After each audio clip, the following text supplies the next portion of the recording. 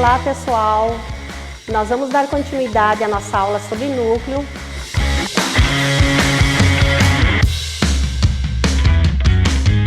Recordando um pouquinho que na aula passada nós falamos sobre os tipos de cromossomos, falamos em metacêntrico, submetacêntrico, acrocêntrico e telocêntrico.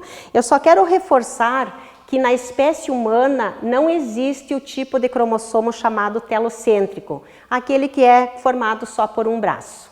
As demais espécies, algumas têm, mas ficar bem claro que na espécie humana não existe esse tipo de cromossomo. Vamos rever alguns conceitos também relacionados ao núcleo. Genes, o que é um gene? O que são genes? Então, as moléculas de DNA nos cromossomos contêm receitas para a fabricação de todas as proteínas da célula. E cada receita é um gene. Então, vocês imaginem assim, ó, cada receita é um gene para formar todas as proteínas existentes na célula. Então, nós vamos ver gene. Gene é uma sequência de nucleotídeos do DNA. Então, o que é um nucleotídeo? Nucleotídeo é a formação de uma base nitrogenada, de uma pentose, que é um açúcar, e também de um fosfato, só para vocês recordarem. Então, é a parte funcional do DNA. No caso do genoma humano, por exemplo, apenas 5% é formado por genes. O restante apenas os agrupamentos de proteínas que não contêm nenhuma informação. Então, vocês vejam que é uma porcentagem muito pequena, só 5%. Genoma. O que é genoma? Conjunto completo de genes de uma espécie com as informações para a fabricação dos milhares de tipos de proteínas necessárias à vida. O genoma humano é constituído por aproximadamente 27 mil genes. É toda a informação hereditária de um organismo que está codificada em seu DNA. Conjunto completo de genes de uma espécie com as informações para a fabricação dos milhares de tipos de proteínas necessários à vida. É denominado genoma. Cariótipo é o conjunto de cromossomos presentes na célula de um organismo. Também pode ser definido como conjunto de características referentes ao número, forma e tamanho dos cromossomos de uma espécie.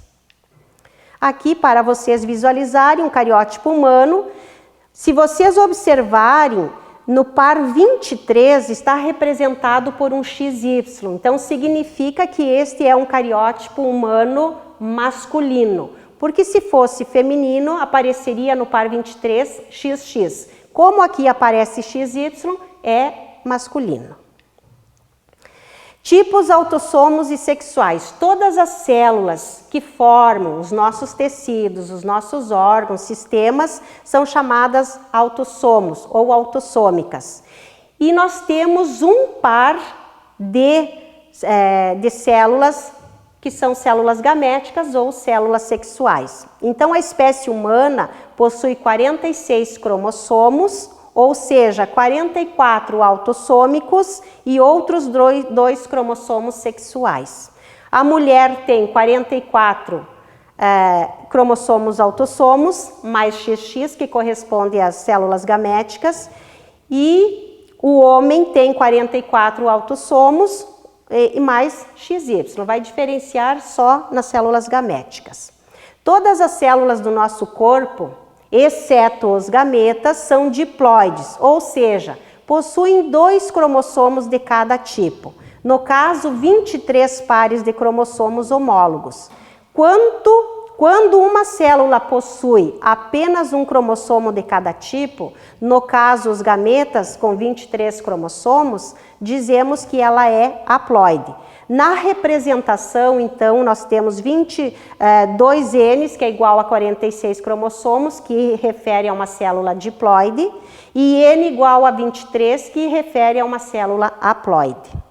Autossomos e heterossomos. Autossomos, células somáticas, e heterossomos, células sexuais. Os cromossomos autossomos são os relacionados às características comuns aos 2 sexos, tanto masculino como feminino, enquanto os sexuais, ou é X e Y, são os responsáveis pelas características próprias de cada sexo, XX feminino, XY masculino. A formação de órgãos somáticos, tais como fígado, baço, estômago e outros, deve-se a genes localizados nos autossomos, visto que esses órgãos existem nos dois sexos, tanto masculino como feminino.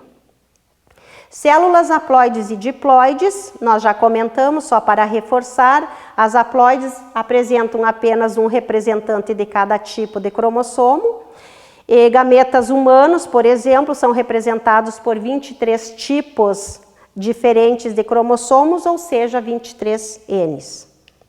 Células diploides também, vamos reforçar um pouquinho, apresentam os cromossomos aos pares, cromossomos homólogos, possui 2 conjuntos cromossômicos, é representado por 2 Ns e é a maioria das células humanas. São chamados de homólogos por possuírem a mesma forma, o mesmo tamanho, o centrômero com o mesmo tipo de localização e o mesmo número de genes. Para vocês visualizarem um pouquinho cromossomos homólogos, vocês imaginem que o cromossomo que está representado em azul seja o masculino e o cromossomo que está representado em vermelho seja o feminino. Então, pai e mãe. Então, logicamente, tem algumas características que nós herdamos dos nossos pais, relacionadas à cor de olho, tipo de cabelo, cor de pele, enfim, várias características que nós vamos herdar ou do nosso pai ou da nossa mãe. Então, só para vocês visualizarem aqui cor de olho, tipo de cabelo, forma do lobo da orelha, se é grudadinho, se é lobo solto, e também a cor do cabelo. Logicamente, nós falamos que existem 46 cromossomos nas nossas células, ou 23 pares de cromossomos. Quando nós falamos pares, em cada par deve ter 2 cromossomos, ou par 1, par 2, par 3, até o 23. Deve ter 2 cromossomos. Mas, às vezes, acontecem algumas anomalias cromossômicas. Quando, porventura, surgir algum desequilíbrio, alguma anomalia em um dos pares dos 23, pode ocasionar alguma síndrome. Eu vou citar 3 síndromes que são mais conhecidas, só para vocês terem uma ideia. Mas, em cada par, pode acontecer um desequilíbrio cromossomial e surgir uma síndrome. A mais conhecida é a síndrome de Down, ou também chamada de trissomia cromossômica. Ela acontece exatamente no par 21, que ao invés de ter 2 cromossomos, vai aparecer 3 cromossomos. Então, um cromossomo a mais surgiu e por isso deu essa síndrome chamada de síndrome de Down. Logicamente, se é no par 21, isto significa que pode ocorrer essa síndrome tanto em pessoas do sexo feminino como em pessoas do sexo masculino. Uma outra síndrome é a síndrome de Turner. O que nós podemos dizer? Que ela acontece exatamente no par 23. Então, significa que ela está relacionada ao par sexual ou à célula gamética. Pelo que vocês podem visualizar, 45x0. Então, nós podemos perceber que ao invés de ser o par XX, apareceu x0. Faltou um cromossomo no par 23. O que significa?